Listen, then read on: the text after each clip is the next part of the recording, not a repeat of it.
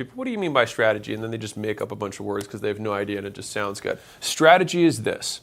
It's the prioritization of limited resources against unlimited options. It's how you choose what you're going to do and what you're not going to do. That's what strategy is. And so right now, if I say, hey, what's your list of priorities? If you say, okay, number one is, I've got priority 1, priority 2, priority 3, priority 4, I can already tell you that you don't have priorities because you have more than one. And so when we get back to what is a priority? So priority, if you actually break the word down, it comes from priori, which means that you can only have one first. That's how priority works. Now, in the 20th century, people started saying priorities, which then basically neutered the term altogether. But if you go to the root of what it was supposed to mean, it means this comes first. This is the most important. Right now, you're struggling to focus your resources on one party, focus all of the people you know, focus all of your promotional effort to get everyone to do one thing because you're trying to promote 4.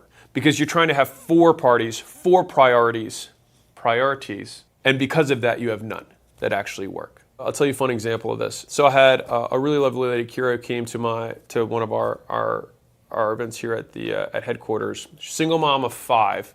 Had a publishing business, she had a TV show, she had an events business, and she had a business coaching business for women. And she was doing pretty well, a few million bucks a year. When I see an entrepreneur like that, I just think, man, you have 3 or 4 mediocre parties. What if you actually had all those people partying together?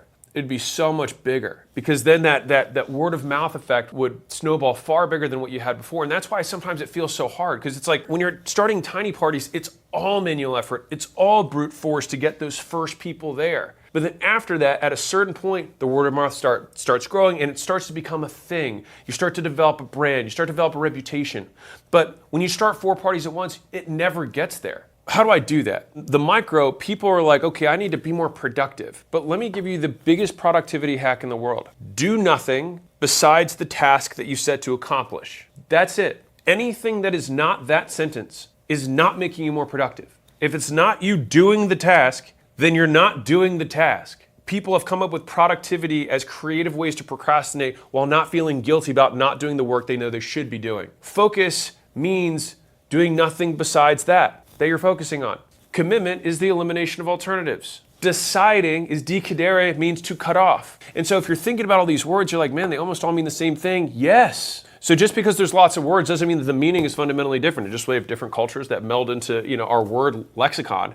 But a lot of people will try and make each of these sound nuanced. It's the same thing. You need to cut off what you're not going to do, and then what remains becomes your priority. And so the most important decision is, what is that thing that remains? Because the people who move fastest in life don't actually move faster.